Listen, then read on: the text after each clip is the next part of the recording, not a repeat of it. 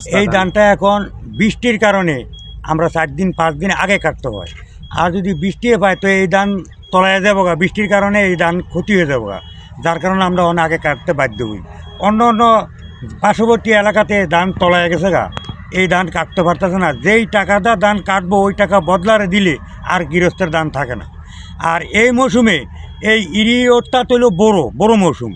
এই বড়ো মৌসুমের ধানটা মাঘ মাসের প্রথম রোয়া দিতে হয়, কিন্তু আমরা রুইতে হয়েছে কখন, মাঘ মাসের শেষ লাস্টে, ফাল্গুন মাসের 10-15 দিন যাইতে এই ধান রোয়া হয়েছে, যার কারণ এখন বন্যা বৃষ্টি পায়।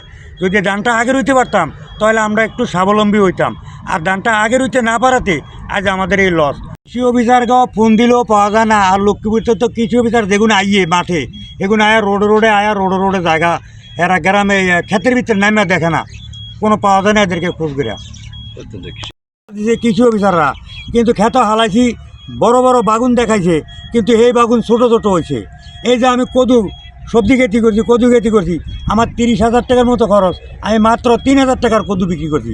অর্থাৎ এই কদু হয় না, কদু ছোটো হয়ে গেছে। কৃষি অফিসাররা কইছে ওষুধ এটা দাও।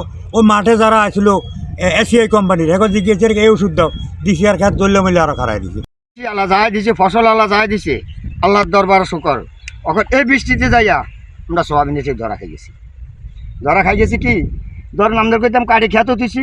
এখন পানির মধ্যে কিছু ভিজি রয়েছে, কিছু ডুবি রয়েছে, কিছু হুকটার মধ্যে উড়াইতেছি। এই হালা অবস্থা আঙুল যাচ্ছে। এখন আল্লাহ যদি সামনের দিকে খরা দেয় তো কিছু হাইয়া বেগিন, আর যেদিন খাওয়াতে আছে সেদিন যদি আল্লাহ যদি সই সালামত যদি আল্লাহ খরা রাখে, যদি আল্লাহ শান্তি রাখে তো পাইয়াম, আল্লাহ যদি শান্তি রাখ।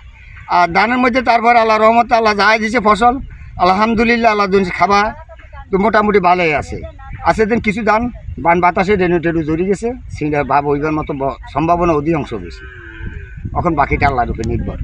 কাটিয়েছি তো অনেক কষ্ট হবে, কিলে ফানি কাজি হয়ে গেছে না, যেগুলো কাটিয়ে এলা দিচ্ছে এগুলো লাভের অংশ না, কিলে এগুলো অনেক কিছু নষ্ট হবে। আর আল্লাহ রাখলে যেগুলো খাওয়াতে আছে যদি আল্লাহ যদি শান্তিতে যদি আনতে পারি তো আল্লাহ রহমতে লাভ হবে। আল্লাহ রহমতে না, আল্লাহ রহমতে ফানি যদি শুকে যা তো আল্লাহ রহমতে কোনো সমস্যা না, যদি ফানি যাবে তো এগুলো উঠে তো বিশাল কষ্ট হবে। এগুলো উঠে লইয়াম কি মাথাত করে নিতে হবে পৌঁছা জায়গার মধ্যে, হুয়েতে মারতাম না, লইতে মারতাম না, সেগুলো দণ্ডবান আসে যে 900 টাকা বস্তা, 900-950 টাকা বস্তা। ইউরিয়া কিনছি কত 1000 টাকা, 1100 টাকা। এবারকে ইউরিয়া এক বস্তা কিনতাম গেলে 1700-1800 টাকা। সার এক বস্তা কিনতাম যাইলে 1400-1500 টাকা। ওষুধ এক বোতল কিনতাম যাইলে কিনছি গেছে আবার 500 টাকা, সেটা কিনল কখন 800 টাকা।